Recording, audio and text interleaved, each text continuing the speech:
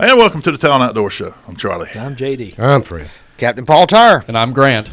Oh, when it gets about 3 or 4 more people in here, and then we'll have the whole front segment filled up. Just go around the room.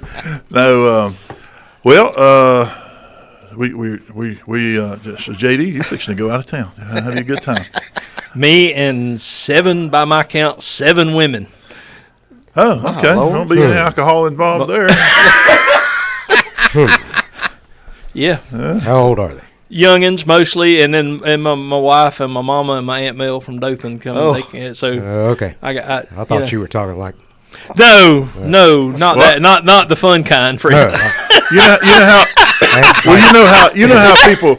know how people have sympathy pain sometimes in a relationship and all that. Well, you're my best friend. Yesterday afternoon, I got off the interstate and I said, you know what, I'm going to the liquor store.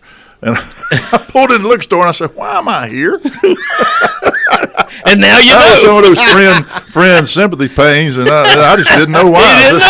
The cosmic, forces pushed me in there, and I walked in, and the lady goes, "Hey, can I help you with something?" I said, "I guess I need a drink." And she goes, "Well, you need something strong." I said, "No, I don't really. I don't have any intention of mixing a drink, or I don't know if I'm going to drink again anytime soon. But something just told me to come in here." Well, see, not only are you feeling the pain, it's a premonition of the whole thing. So psychically, yeah, we're probably really connected because I was thinking for the last 2 days, man, I'm gonna be drinking this weekend. Well, you got plenty of liquor because I know you probably have enough to open a bar with all the bottles people give you over time, and I know you don't drink that much. No, I don't, and that's just, yeah, you're right. I have a quite the liquor collection at the house. Don't let Fred in there. Quite the empty bottle collection at my house. Empty bottle collection.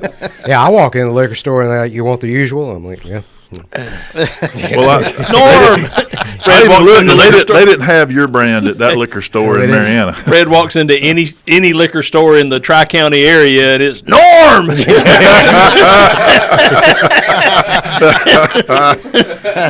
Yeah, it's Fred.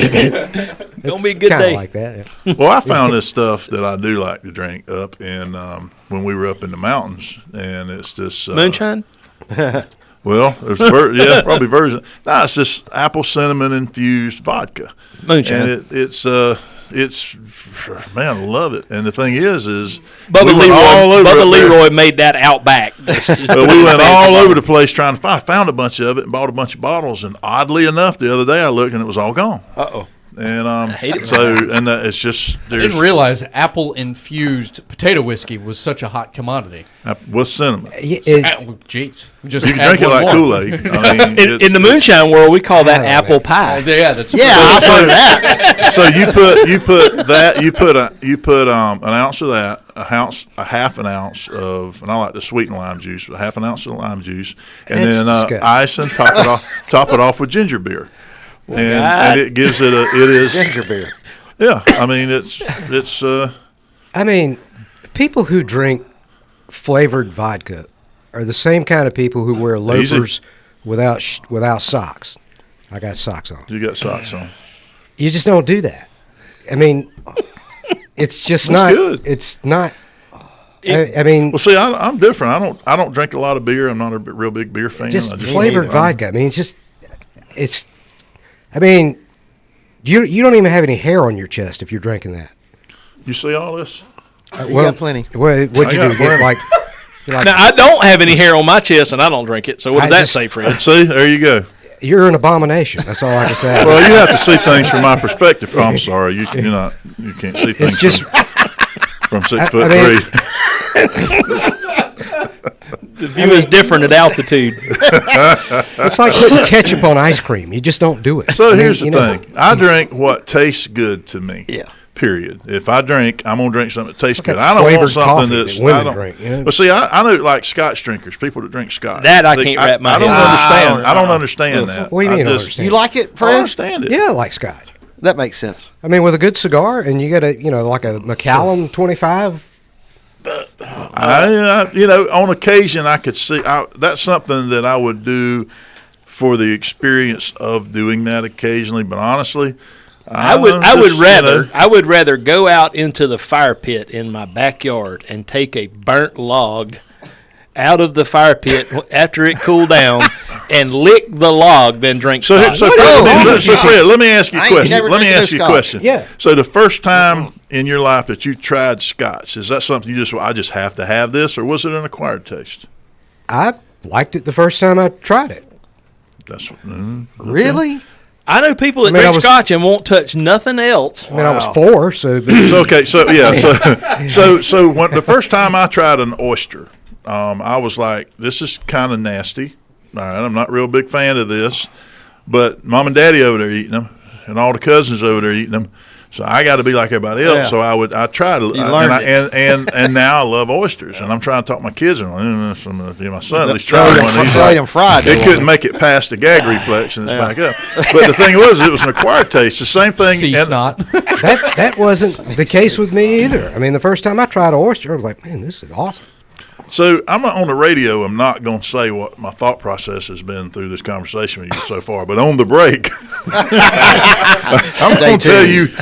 I'm going to tell you the mental images that I've had so far in this conversation we're having. I mean, So no, I just don't. Here's the thing.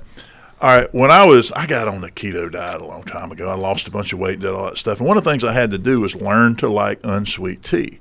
That's I definitely had to hard. make myself like unsweet tea. Now I'm sort of like half and half, just because but I like sweet tea, but I can drink unsweet tea, and so when I'm looking at like drinking alcohol, there's stuff I can drink, but there's stuff I like to drink. Yeah. And so I drink what I like to drink, and everybody has a different taste. I like cigars. I like cigars. I don't like the aftermath of cigars because the taste that it leaves them. But like While the you're next smoking morning, the when I cigar, wake up smoking the next cigar morning- ain't bad. The next morning, it the feels like next that. morning, yeah, Cat it's has, a cat yeah, has come in used and your- made a deposit. Yeah, I use your don't- face for a litter box. I'm done. so like we were out in Vegas with Corey one time, and cigars were Mm-hmm. good, liquor was good. Next day in the booth, not so Not good, so much. not so good. That's the problem with drinking the aftermath. Yeah. And I learned at a young age. I just think. Well, they make it this ain't stuff worth now it. called what is it? Liquid IV. Have you Yeah, seen it's that? wonderful. Yes. Yeah. That's I, worked I thought great you were in going this- with like the Heineken Zero or the Oh. Bud Light Zero. No, or no, no, all no. that No, we're shit. talking about just That's an abomination. liquid- Non-alcoholic listen, beer. I mean, that stuff identifies as beer. that liquid IV, that Some good powdered stuff. liquid Yeah. IV stuff. Needs to be in everybody's bailout bag, survival kit, whatever Yeah, stuff. because That it's good stuff is hydration. amazing. We've learned a lot about that with playing soccer and my daughter playing soccer and having to play terrible when your two kids get games. hangovers. 2 games. We're playing 2 soccer games, Right. 4 hours apart, and they ran 5 or 6 miles during the Wow. game. Each game, and it's hot Yeah. and all that stuff. I have a and- customer that brings the bottled version. yeah. That's Well, just hanging out good. at those soccer games and Sweating. sitting there waiting, watching them at our age is enough to need Yeah. that stuff for yourself. Yeah. You're over there with misting fans Absolutely. and generators and tents and We don't go gotta nowhere go- without the tent and the fan and the Oh, yeah. all that stuff. You can't man. survive out there, especially if they're playing on turf. we were working on buddy Billy Bailey that does the foraging classes. He's been helping me around the place here recently, and he come help a friend out getting some bird pens built and all. He's in his 30s, I guess, and I'm out there working alongside of him, and I'm like, I got to go sit in the truck. I can't do this anymore. Getting bear caught. I'm like, I got to go. And my problem when I get out and get hot like that, I become a bigger butthole than I normally am.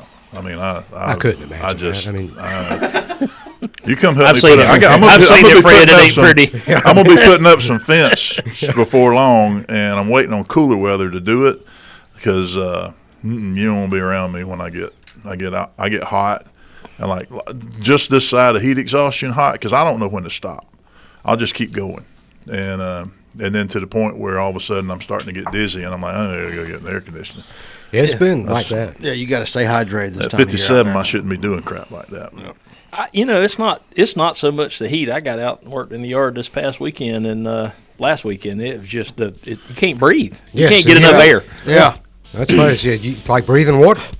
That's why I like the rain. Cools it down. Let's take a breath and we'll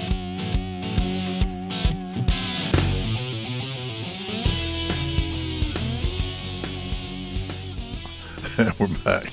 Yeah, what's going to happen? You talking about that? Never the last conversation never make it to the internet. What's going to happen one day is you're not going to be paying close attention. The squirrel's going to run across the road in the middle of you editing the film, and and you gonna forget. Not if it makes me look bad. I ain't.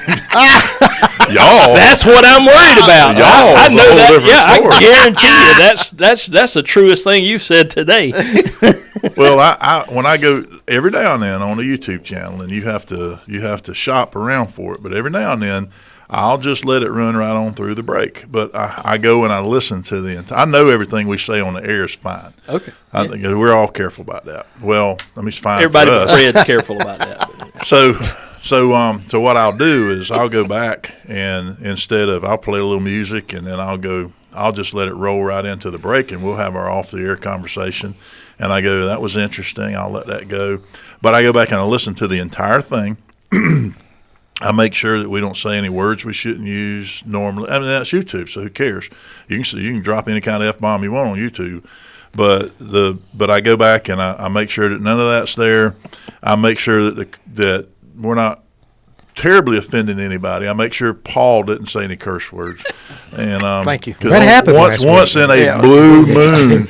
Once in a blue moon. and it was not even one of the cuss words you can't use either. No, it was one of just the ones you can. it was an easy. I mean, it was, you could say it in church and be fine. I mean, it was just. I don't know. I still went home and took a shower. Oh, Lord. Yeah, but that was because where it came from and who it came from, not that it offended you. So, and I go, I'm not going to play that segment. So I'm very cautious, very careful. But you can get on our YouTube channel, you can get some of the breaks, and typically those are sometimes funnier. Or it's a conversation that we don't have time to have on the air. So if you're out there listening, you really should check out our YouTube channel. We don't have a lot of followers or likes on there, but it's this stuff.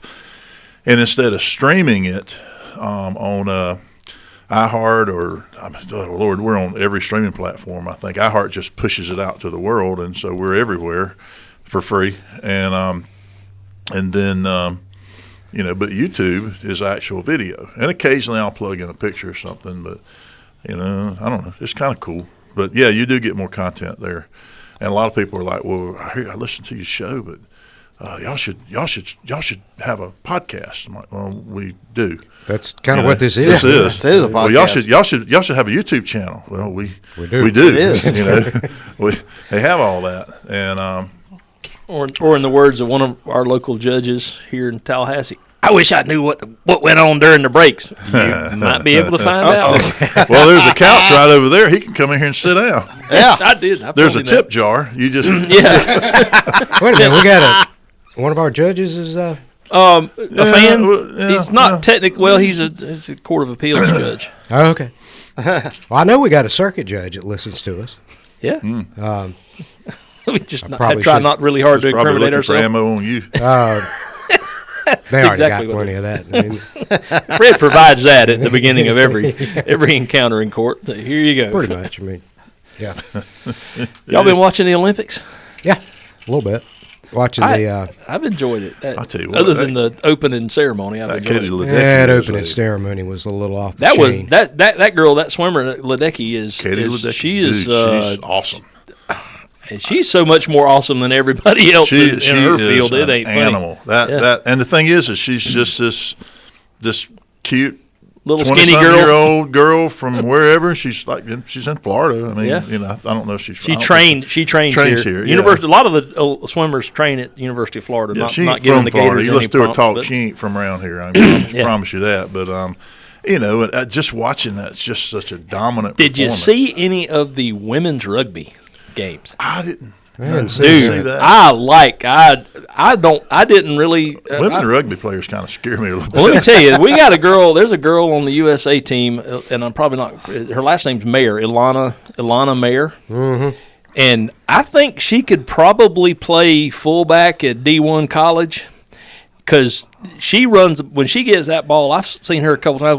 We won a medal this year in rugby, women's rugby. We never have. That's never happened for the United States team. This girl throws a stiff arm and runs over people like unbelievably, and she's a big girl. She's 6 foot tall and 200 pounds, And but she's not unattractive, and she's very much a girl. But buddy, let me tell you, you go back and watch some of the highlights of her running. And it's basically rugby. I can equate rugby to sandlot football with no pads, sandlot tackle football. It's pretty much what it is. And rugby players are bad people. And the wicked. I think it was New Zealand or Fiji or one of the teams. They got a girl that's watched some of her highlights and like, man, I don't know that I'd want to get out there. They'd hurt me. You wonder why there's not more head injuries with that sport. You would think, and the only really you don't even see a lot of injuries. No, you don't. Period. First they're tough. Yeah. Contrast that with soccer, and you go up there and tap the guy on the shoulder, he falls down. The men's soccer, men's pro or whatever level, that level soccer is the biggest clown show on the planet. Oh, yeah. And to answer your question about why you don't see more injuries, I remember reading a study one time that because the NFL, you have the college football, the NFL, you've got helmet, pads, you have the feeling of invincibility. That makes sense. But if you remove all of that, you actually know the restraints of how hard to hit because it's just you and your body, which actually kind of tracks. I can kind of see that. Yeah. I mean, I as much sandlot football as I played, the only time I broke some toes one time, but I got hurt a lot more playing full pads football because, like you said, you feel like you can run through a brick wall and you really can't. But they hand me the ball, just run through your knees. But most of the injuries in football, our version of football, you got ankles, knees, things that can't be protected with pads, and you're running full speed and you're doing things at 110%, and then you hit those vulnerable parts of the body that just weren't designed to suffer that, and that's where a lot of those injuries But like are Fred from. was saying, the men's soccer that is such a joke. Oh, Where yeah. They fall down we sit and there and watch it and go, "Yep, they done killed another one," and directly he'll jump up and run like nothing's wrong, and it's all a put on show. Yeah, the women's not so much. The women's soccer not. Professional wrestling is more real than that. I mean, Yeah. if you took one of those soccer players and you came off the top rope, Yeah. Oh, and on one of them, they would die. One of the biggest displays of, and I like to watch sports because of you can really see at the top level, championship level sports, you see their heart. You see they're really putting everything they have into it sometime. And the coolest thing I've seen so far in the Olympics was there was this gymnast, female gymnast, I don't remember her name, from Brazil. Okay. And she's on the uneven bars, and she came from the top bar trying to hang on and flip around on the bottom bar, missed and landed basically at the top with the first thing to hit was the back of her neck. She's so limber that her knee came up and she kneed herself in the eye. Oh, God. And I mean, She had a black eye when she split went her. No, it wasn't just a black eye. It was It split her eye I saw a picture of open. her. Get this now, split her eye open, blood running down her face, jumps up off the mat, runs over there, they patch her up, and she goes and finishes her routine. Bravo, young lady. Good gracious. I tell you, when it comes to Olympic sports, I like watching the women's events better than I like watching the men's events. It's just, Well, there's more passion, there's more emotion, there's more effort, it seems to me. Well, it's one of the reasons that I hate the whole NIL stuff in college football, college baseball, college level stuff. They've turned it into professional sports with all the money that some of them are making, and you don't see people playing for the love of the game anymore. Whatever the sport is, it doesn't matter. You have to go now to high school and even below high school, younger kids that are playing for the love of the game because they want to play and because it's fun. And when you take the money out of it. When my son was playing on the junior PGA league, you go watch these kids play in these golf tournaments. Those are more fun to me to watch those than the pros. I'm sure. Because they actually mess up sometime, too. They do, And watching somebody mess up and overcome it is more exciting than somebody that never makes that mistake. Yeah. But, you watch some of these kids play golf, and you can tell. I mean, they've put heart and soul into it. And I really enjoyed that. When it comes to like collegiate stuff, I mean, working at FSU back in the day and being around the different athletic events, I mean, it's always cool to go watch FSU baseball team, especially when I was getting paid. And the football, is what it is. It's a huge spectacle. But just go watch a girls softball game. Yeah, to me, or volleyball, or anything, or whatever. Softball's. I kind of like watching that more than I do baseball. I have zero interest in watching that. Absolutely, the women's softball now is so much faster paced. They've shortened the fields. They can hit it. You see home runs. Back in those days, in the early days of college softball, it was boring as all get out because you never saw the ball leave the infield. Now some of those girls get up there and they'll put it in the parking lot. Oh, yeah. Oh, that pitcher we had for FSU, what was her name? Which one? The tall one. Pitcher? Yeah, she was pitcher. Oh, I think she graduated. Sandercock. Yeah, Catherine Sandercock. Yeah, that's her. Boy, I had a crush on her. Oh, I was watching. I was watching. She ain't but about a foot taller than you, Fred. I know. It just kind of made me feel like I just wanted to. I watched oh man. There he goes. I just wanted to. So I watched a video on Beat social me media today about they were showing the 40s, 50s, or whenever they started video of the parallel bars, or the Uneven. Uneven bars. In women's gymnastics over the years and the progression up to now. Now, the last 20, 30 years, it's sort of stayed flat, but it used to be more like a pole dance than a gymnastic event back in the 50s and 60s because it was slow and artistic. it was Now it's watching like Simone Biles get out there and boy, she had to come back. You see that girl? I watched her floor routine the other night. They calculated her elevation at 11 feet 9 inches. She's 4 foot 11, and she got 11 feet 9 inches off the floor. Really? Yeah. She can dunk a basketball. Spud Webb. Yeah, Jeez. no kidding. All right, we'll be right back. I can't even see that far. You can't see over the top of it. Grant, when's that rain Uncut grass, Fred. Yeah, she peaked out at 11 feet 9 inches, and she's like less than 5 foot tall. More than I'm gonna pull it up too. almost. You see a picture of her standing next to Shaq? Uh huh. I'm like, how are humans that far apart? That's crazy. You see the.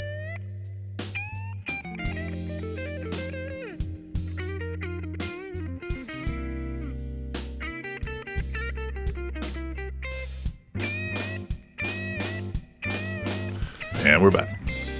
Anyway, that's another break that won't make it to YouTube. I didn't say Well, it would have been fine until we got into the. You could have stopped it. You can edit that out. You know what? I can edit out about that 30 seconds. And, Yeah, you're and good. It'll be fine. It'll be fine. It'll be right. I can't imply. Yeah, because it's not what I said. It's the fact that Paul laughed at it, and we can't Can't have that. have that. No. Can't have that. Yeah.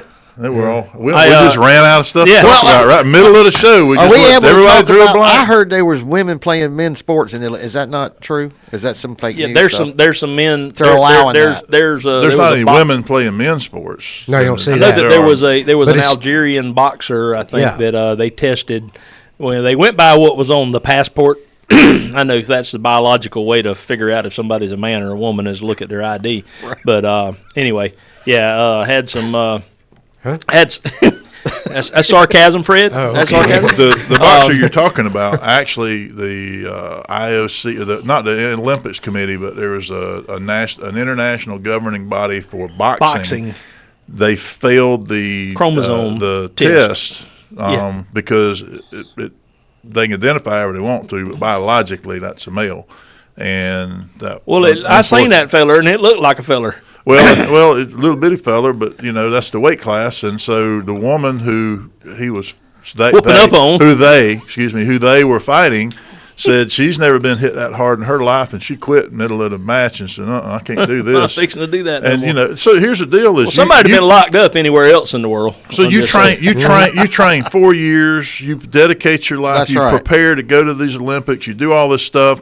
I mean, you're at the pinnacle of your career, and you've dedicated your life to doing this stuff, and you get out there and you show up, and all of a sudden, that'd be like, to me, putting a female athlete in a boxing ring with a biological male. I don't care when they transition or anything else, with a biological male, especially if they've been through puberty at some point in their life, and putting them in the ring it's like taking a featherweight and putting them in the ring with a heavyweight. Sure. I mean, it's just there's a difference. You don't do that, and for them to say, because everything's, we're just different biologically. That's Our right. bodies are different in certain sports and certain other, whatever. Well, the thing that gets me is they're doing it by sport. So for swimming, for example, said no on They said no on swimming, but they take the most contact sport there is and say you can have men fighting women. I mean, that just doesn't. Well, they're leaving it up to the international governing bodies for that sport. So the international governing body for boxing, which is not the one that disqualified this person, it's another one, is not the one that they recognize, and they allow it. And so just depending on, so they go, okay, for swimming, there's a different committee for that. There's a different one for shot put or whatever. There's all that stuff. That's probably 3 people going, I don't know, what are we going to do for shot put? I reckon they're just going to we're gonna throw some rocks. Okay, whatever. I don't know. There's committees worldwide that work on this stuff, and they say we're gonna do what y'all want to do, and that way they divest themselves of that decision. And I can see where there's certain things where and I think what they said was, you are abusing women. You are discriminating against women. Exactly, that's the problem. And by doing this, because you're forcing them to compete against the reason you have women and men's athletics separate from each other is because we're not the same. Dude. And they divided that up, and we've been trying so hard for so long to make them equal. Perfect That's right. example of this, the women's Olympic soccer team played a really good high school boys team and got spanked. Yeah. Because those high school teenage 17, 18-year-old guys just run circles around them. Sure. And it's speed, strength, all those things. I don't understand. Should be obvious to me, I I don't suppose. understand how you can be in favor of this, even the liberal side of things. So we'll be right back. That's right. Well, I know one thing. In fishing, bass fishing is considered a sport.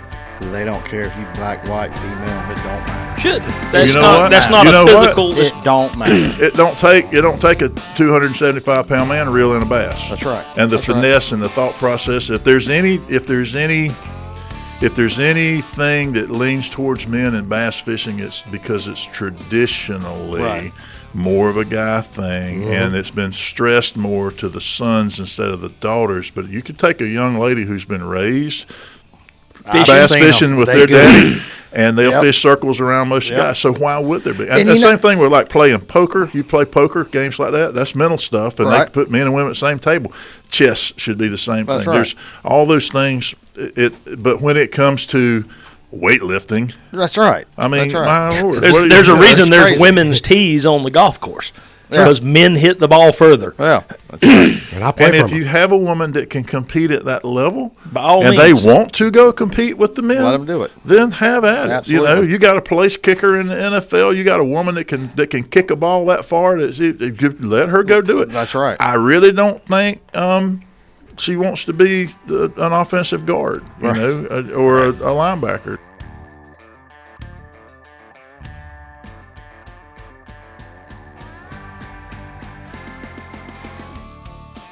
Get off the domestic violence kick. You were on the break there. That's always what it is. Well, and that's just this side of what was going on in that boxing match, where that dude was beating up that girl. And what breaks my heart watching that is, you look at the picture and this woman quits in the middle. She has to withdraw because she's been hit. What she said was, never been hit so hard in my life. This is someone who's trained in boxing. It'd probably whoop us. And so, yeah, probably could. And then, but you got this other person that. I saw a 155-pound MMA guy hit you one time, and you were wearing a full-on red I man. was wearing a padded suit with padded a padded red man helmet suit. and a face mask, and we got in there, and so we're doing force-on-force training, and basically what was happening was we'd put deputies in there, and we'd let them have their gun belt, and we put on the red man suit, big, thick, inch and a half, thick padded suit. Michelin Man, full. Oh yeah, pad suit. it's they use it in the rad classes, and they, knee in the groin and do all this kind of stuff, and so it's padded up pretty daggum good, and every now and then a shot to get through and it'll hurt, but so what we do is we put deputies and back them up against the wall, and then they go, and then I'd go to grabbing their gun or try to disarm them or whatever, and then they had to fight me off. And weapon retention, they're trying to retain the weapon. They were trying to separate, get some distance, draw the weapon because they were going for the pistol. They draw the pistol and then could, cover us because at that point I'm trying to get their gun, and if I kept trying to get a gun, they could shoot me.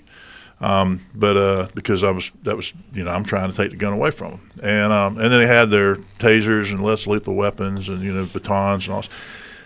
And every now and then I'd get somebody that was a handful. I mean, some I could throw them around. I ain't a little fella. And I remember Richard Ash. I grabbed him, and he backed up. He used to play football. Ash is big dude. And he just kind of squatted down like a linebacker, and he reached up there. He looked like an offensive tackle blocking, trying to keep.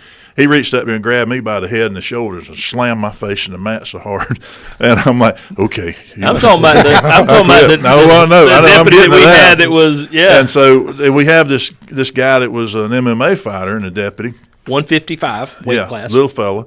And so I go over there, and he goes, hey, man, do you want me? He's over there barefooted and stuff. And I'm like, he goes, hey, do you want me to do this? I'm like, yeah. Why wouldn't you? He goes, well, you know me, right? And I ain't worried about it. So I got all these pads on. Yeah. Big Charlie. And so I reached over there and I grabbed him, and I don't really know what happened. I do. But I know when I regained consciousness, my helmet was twisted about 40 degrees around my head. My left eye was looking out the right eye hole, and I was bleeding. Oh Lord! And I was laying down. He hit you with a left hook that would have. Yeah. And then he goes, do you want to go again? I'm like, nope. Good. You good. You pass. You pass. I did that same thing with a boy about my size from, I think he was from over in Perry or something. And he had obviously been in one of them situations before because they was all stop, and it didn't stop. And he was I think he's like, I'm sorry, man. I had a flashback. I was like, well, I wouldn't recommend having none of them flashbacks while you at work. Cause, I know one that we work with. I won't say his last name, Jerry, who was in a South Florida agency as a younger man and got in some situations down there. And when I grabbed him, he went to wailing on me pretty good. Now, the pads protected me. But and I never saw that side of him ever. Yeah. He worked everything. Never saw that side. But when I grabbed him, he said after it was over with, he came over and says, "Charlie, I'm sorry, man." And I said, "No, you did what you did." I said, "That was a little intense. I didn't see that coming out of you." And he goes, and then he pulled me to the side and we talked, and he told me about a situation, and I'm like, okay, I get it now. Yeah. That was trauma coming back. I remember when we started teaching firearm stuff, force on force, when we were going out to Pat Thomas and out there to that private property, and we were doing the airsoft stuff. I remember a pharmacist who was a black guy, real calm, easygoing, super nice guy, a pharmacist. He went to FAMU, had a pharmacy, and I won't say where, but he apparently had been the victim of a violent crime and a robbery and some stuff. And so his scenario, and I didn't know, it was just, okay, so what do you do for a living? I'm a pharmacist. Right. Okay, all right, so I'm going to rob you. So you're just going to come walking out at the end of the day. Here's the door. Here's your vehicle. Just walk out here like you're going to your vehicle. And he came around. I pulled that gun on him. And I forget the exact details, but he emptied that gun on me. He shot me so many times with those little plastic pellets, and I'm laying on the ground going, okay, stop. And he didn't quit until he was going click, click, click. It was empty.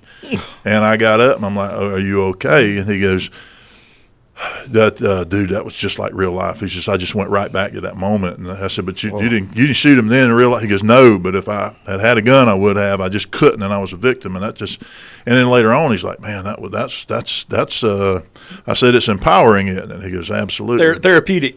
Yeah, I remember my chiropractor at the time back in the day had been the victim of a violent crime, and he had been beaten immersively. And when I put him through that thing, he cursed. Well, I put it this way: he sent me an email, a text later, a couple of days later, apologizing for what he said to me and what he did to me. It is amazing what people who have been through trauma, and the type of defensive training that they get, and then they come back and so Yeah. So you think at the break I could shoot you? No. Yeah. But here's the thing. I get to Only shoot if back. we get to shoot back. I get to shoot back. I'm your Huckleberry. we have gone home with, over the years as role players, man. so many bruises. I look like you had shot so me. I many look like places. at the end of the day, you look like somebody shot you with rock salt. You'd have so many bruises on you from those training, and we would rounds hitting you. Oh, especially Got a now little that aggression thing. I just well, want this- to work out. the airsoft stuff was one thing. It stung, and every now and then it would hurt, and it would bruise you. But when we were doing the simunitions at the sheriff's FX office, marking cartridges would oh my leave Lord. a whelp on Man, you. those things would leave whelps on you big as a golf ball. I mean, and they hurt, and but then again, we were doing stuff with. I was shooting back with. We were shooting the role players. We were shooting back at one point to save money because every time you pulled a trigger, it's like 60 cents per bullet that deputy was shooting in a plastic bullet. So we went with paintballs. And very much the same thing. Paintballs will hurt you, especially if it hits bare skin. Especially if you put them in the freezer. Oh, gosh. No, that would not be cool. I'm just saying, hypothetically, if you put Now, them with laser shot, you don't still have have to- the same kind of training, just It's don't have the... It is. You don't have the level of stress. We have to introduce stress based on peer pressure and people watching them, and it does in fact induce stress but it's more performance based stress. It's sort of like if somebody shows you how to do something, they're looking over your shoulder. And if you show a kid how to cast a rod, and then you go look right over the shoulder, no, that's not how you. No, do it. Right. That stress is not good. So, but you're not trying to really perform under stress at that point. But with a gun, you're trying to teach that. But when we do scenario-based training with laser shot, force-on-force training is when we're shooting back, they're shooting at us with something that actually can hurt. Right. That there's really no replacement for that kind of training, except scenario-based training is a lot more robust in the thinking skills. So you've got some stress, and you can go back and you can set. Because when we were doing the stuff where we're shooting each other with plastic bullets, and it wasn't marking cartridges, I'm going to. Do you know where you hit me? Okay. Well, you hit me here, here, and here, because I could feel it. Right. And the value in that is having a really good instructor that can walk through. And you have to act. It was crazy because we used to wear these Darth Vader helmets, and you'd get shot in the face a lot. Yeah. But then when we went to a clear mask, Not that so you much. could see the face, we didn't get shot in the face anymore. We got shot. Women will shoot you in the groin a lot. And they don't intend to. I think there's a conspiracy, but I would get shot. Yeah, and I never have understood that exactly why that. But you're right, and the hands. You always get your hands. You have to wear padded gloves because your hands get because people completely focus lit on up. the threat, and you would be holding a rubber knife or a pistol or something, in your hand, and they would see that, and they would And that's what focus. they shoot. It's all And about that's where they're focus. pointing. They focus on Yeah. the threat, and that's where they shoot. And shooting a gun is like pointing your finger. It's actually a good way to train yourself to shoot is to take a pistol, empty pistol, clear it, pick a spot on the wall, close your eyes, push out, open your eyes, see if it's pointed at that spot. We'll be back.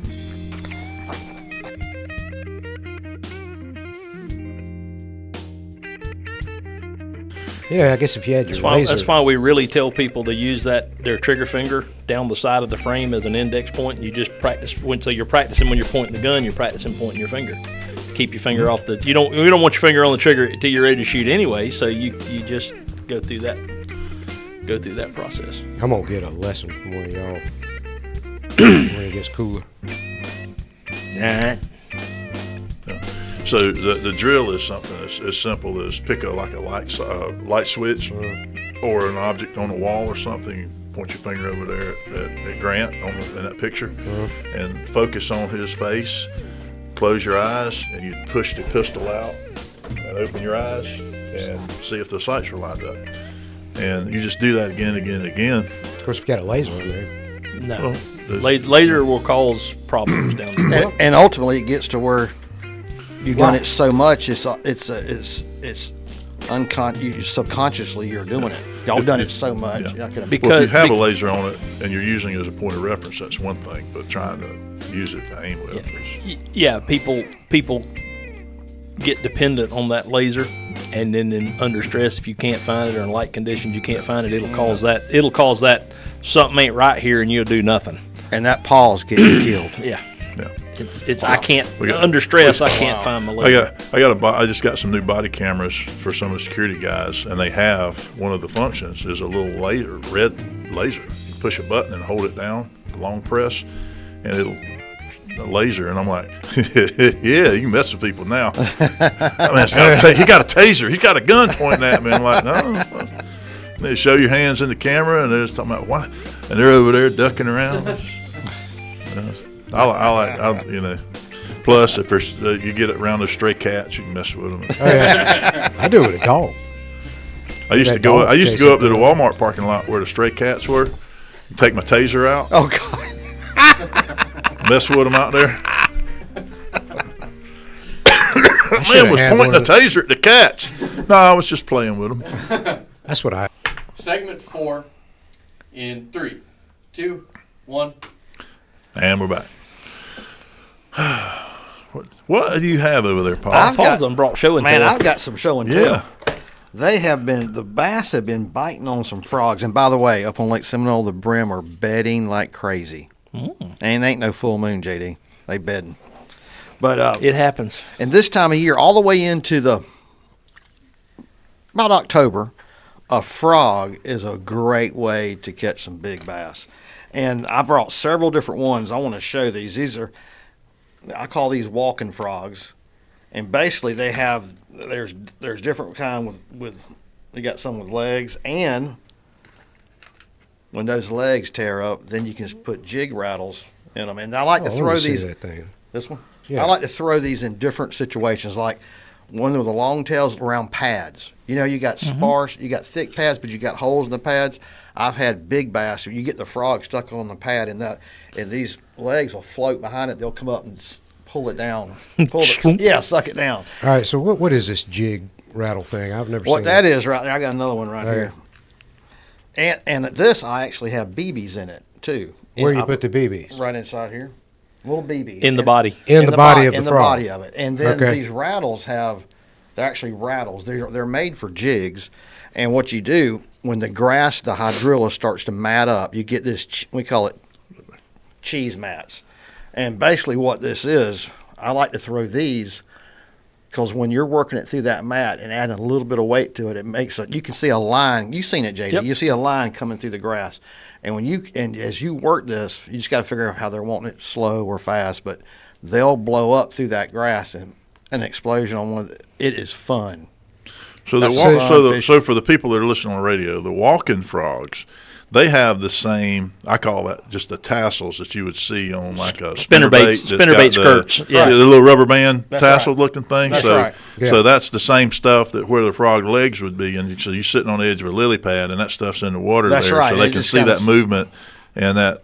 That's right, and it'll draw them up to Right, it. But right. there's over thick grass, you want to use a bait kind of like this that you don't want all them. You just want them keying on just this part, and so they're blowing up through the grass to get it. But the used to- rattle there this- where the this legs one- are, that's just makes noise. Just a little noise. All That's right. This Go one's ahead, JD. We this used to one with take the those- legs. You use that in open water.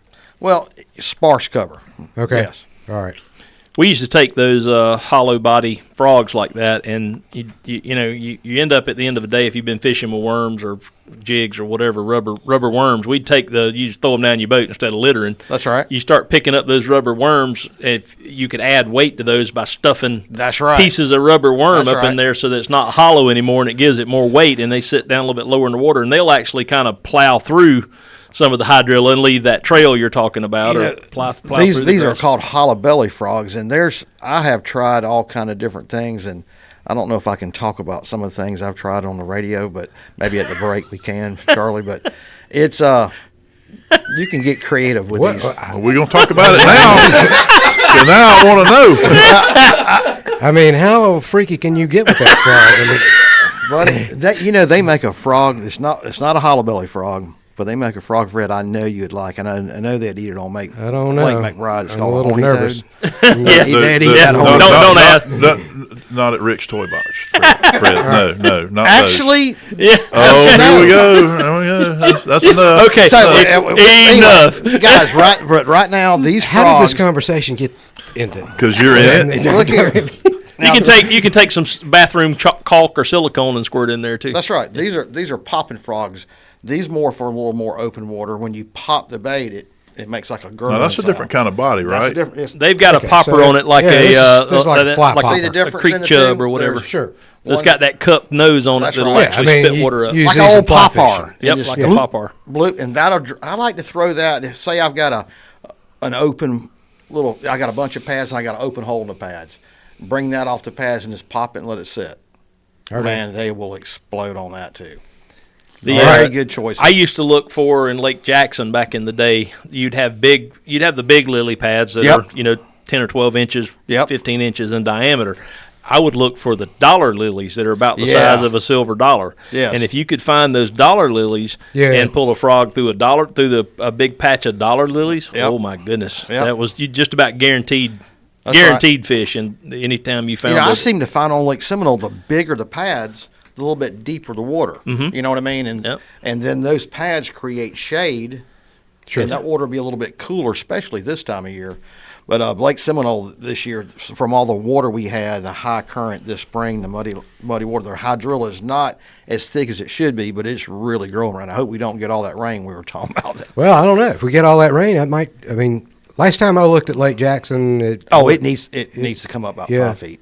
'cause I went down to Miller Land and weeds all over the place down there right now, and if we get that kind of rain, it'll fill it up, Yeah, we need it bad. which would be good for the ducks because be able to right. get back in the cattle gap and all that area. That's right. That's right. And anyway, You know, I want to say this: anybody throwing these frogs, the action rod, you want at least a 7 foot, 7.3, 7.5 heavy action rod with braided line. Because if you're trying to throw do a you frog put a on- monofilament leader No. on there? no, you don't need to. Nope. Okay. Direct braid. So And braided line. yes, sir. And I like to use at least 50. If I'm in thick cover, 65. I was in the state classic for the Bass Federation Nation about 3 weeks ago, and I had a big bass blow up, and I was pulling the fish in, broke the rod right at the boat. But it was impressive. I'm lost. Anyway, so it's a 7.5 foot heavy action braided. What strength braided line? At least 50 to 65. Okay. Yeah, and sharpen your hooks on those frogs. Yes. A You lot wanna of them have- don't come with really sharp Yeah, hooks. Some of them do, but some of them don't. Yes. Be sure to See sharpen how your sharp hooks. it is, Fred. Will it go through your skin? It's pretty kind of sharp. Don't bleed on my floor. Depends on who makes the bait as to how sharp the hooks are. So Look, just a regular old whetstone, or you got a hook sharpener? What I use a diamond stone, and I'll just touch it 2 or 3 times. When that starts Okay. to build up a little bit, it sharpens it right up. So yeah, just they one make of those hook little- sharpeners with a groove cut in it. Yeah. It's got a little V cut in it, and you can just run that. That's over right. there. That's what I use. Keep one on the boat. Okay. Yeah, It makes you a gotta difference. have that, sharpening the hooks makes a big difference. I didn't know it. Bass have really Well, they got tough mouths, I knew mouth. that. and Yeah, that and you got sometimes if your bait's out there, 40, 50, 60 foot away from the boat, that's where you want to have the right line and the right rod so you can get that hook into them.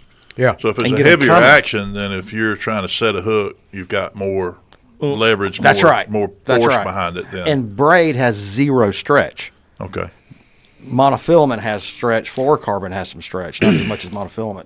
But anytime you're throwing a topwater bait and you can get away with braid, that's definitely sometimes what you you wanna do. want fishing line monofilament. You want line that has stretch to it, That's especially right. pulling a crankbait. It's That's a right. bad idea to pull a crankbait with a really stiff rod and braid for a crankbait, because if you have that situation, the bass, it takes a minute for a bass to get that whole crankbait in his mouth, and you got little small treble hooks. So if you run a really That's right. really stiff fishing rod and braid, you don't get that stretch, you don't get that delay. You'll actually take it out of the fish's mouth when you feel the bite. So you would put a monofilament on a crankbait then? I don't fish running crankbaits. I don't fish with anything but monofilament. I don't Right. even have braid on the reel at all. I've got certain rods that are made for crankbaits, and they're slow action, slow tip, That's right. limber rods. You want it. Fiberglass rods are the best for pulling crankbaits. It's just hard to find the old school fiberglass rods now. That's exactly what I use. I really enjoy crankbait fishing. I do it a lot. And I'll have rods that I have, since I fish on Lake Seminole and there's a lot of hydrilla, I have, especially in the winter when the grass is deep, and I actually started using some braided line with direct to the lure because I'm trying to pop it and cut that. A certain size braided line will cut that grass and it'll make that bait come free. You know what I'm saying? Yeah, on like a. But if I'm throwing around wood, I'm throwing like you're saying. Yeah. So fishing in rivers and stuff. Absolutely. You want monofilament, and it's not.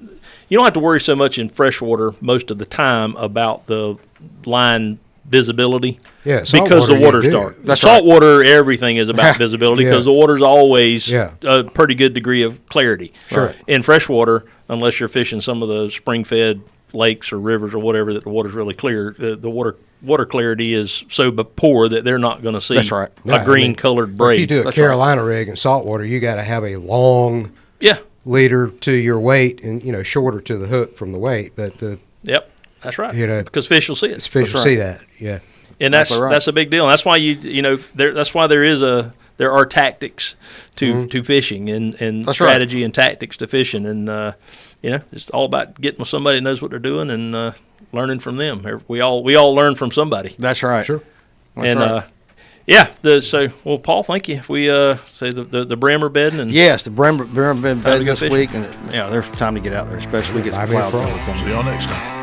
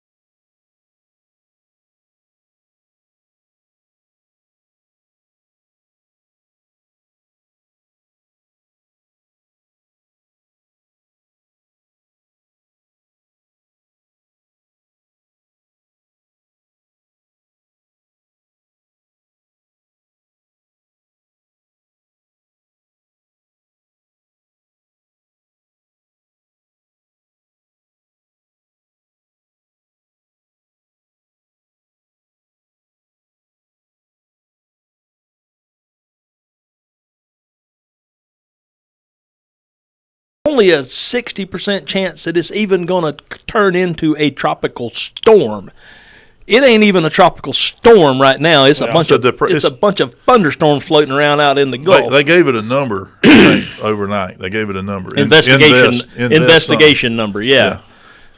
Invest 50 something or some crap. Gonna be Debbie. If it becomes a tropical It's going storm. to Dallas is where it's going. I heard she's been there before. Yeah.